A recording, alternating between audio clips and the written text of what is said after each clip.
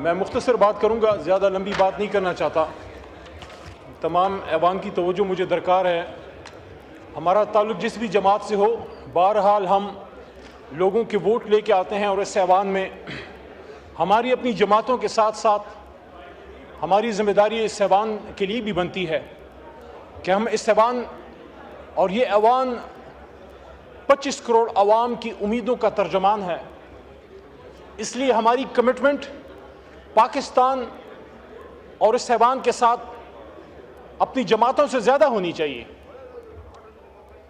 جناب deputy speaker صاحب، یہاں توجیہ پیش کی گئی کہ جب 26ویں آئینی ترمیم حکومت لا رہی تھی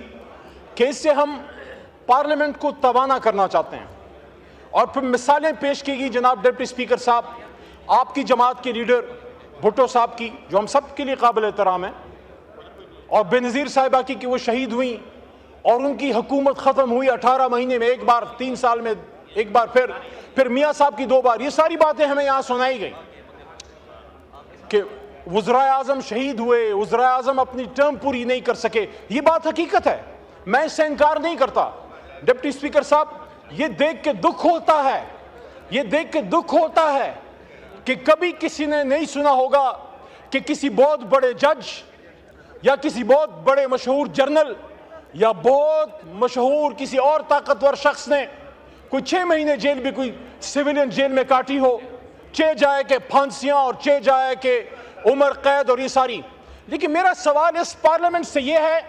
کہ جب تک آپ پک اینڈ چوز کرتے رہیں گے، میرا لیڈر اور تیرا لیڈر، جب تک آپ یہ تفریق رکھیں گے، یہ پارلیمنٹ بے توقیر ہوتی رہے گی. یہاں سے لوگ اٹھائے جاتے رہیں گے، یہاں زبردستی آئینی ترامیم آتے رہیں گی. میں یہاں پوچھنا چاہتا ہوں میرے بہت ہی قابل احترام حکومتی بنچوں پہ بیٹھے اور کھڑے ہمارے معزز ممبران سے کہ میرے بھائیوں، میرے بہنوں، جب یہاں ممبران کو اٹھایا گیا اور ان کی خواتین کو اٹھایا گیا تو وہ آپ کی کچھ نہیں لگتی تھی؟ یہ تو ہم سب کہتے ہیں کہ مائیں بہنیں سانجھی ہیں. تو میرے بھائیوں اور دوستو، جب ایک سابق وزیر اعظم عمران خان کو آپ پارلیمنٹ کی سوورنٹی کی بات کرتے ہیں، آپ کہتے ہیں کہ پارلیمنٹ کا سوورن ہونا چاہیے، وزراء اعظم سے زیادتی بند ہونی چاہیے، تو کیا عمران خان سابق وزیر اعظم کو جب گولیاں مار کے جیل میں ڈالا گیا ہے، 460 دن ہو گئے ہیں، 5 دن ان کے کمرے کی بجلی بند کی گئی،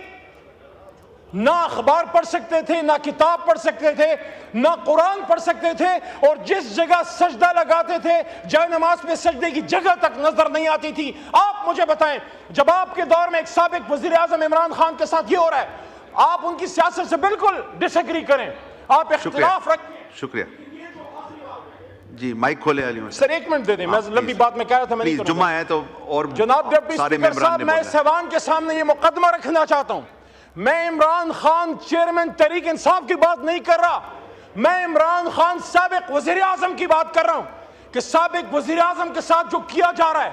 میں ان کا ایک ادنا ایک کارکن ہوں، اس جماعت کا ایک MNA ہوں، 4 دفعہ گیا ہوں، باوجود اس کے کہ چیف جسٹس صاحب کا آرڈر میرے پاس ہے، خود وکیل ہوں، مجھے نہیں ملنے دیا گیا. یہ سابق سپیکر جناب اسد قیصر صاحب، اپوزیشن لیڈر جناب عمر ایوب صاحب، پارلیمنٹری لیڈر جناب زرتاج گل صاحبہ. میرے اس گفتگو کا مقصد جناب ڈپٹی اسپیکر صاحب کسی سے رحم کی اپیل کرنا نہیں ہے، وہ کھڑا ہے آدمی فیس کر رہا ہے، لیکن اس ملک کی فکر ہے. جس طرح کل رات PIA کا جنازہ نکالا جا رہا تھا،